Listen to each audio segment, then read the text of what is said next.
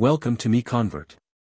In this tutorial, I will show you how to convert BVH files to step format, completely free and online.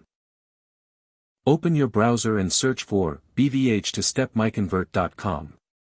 Click on the first result to go straight to the converter. You are now on the BVH to step converter page. The interface is clean and easy to use. Let's upload a file. Click the Choose File button. A file picker will open. Select the BVH file you want to convert, then click Open. Your file is loaded and ready. You can see the file name, size, and destination format. Click Convert now to start the conversion. The conversion is in progress. You can see the progress bar moving. This usually takes just a few seconds. Done. Your file has been successfully converted. Click Download to save the step file to your computer. That's it. Visit MiConvert.com for more free conversion tools.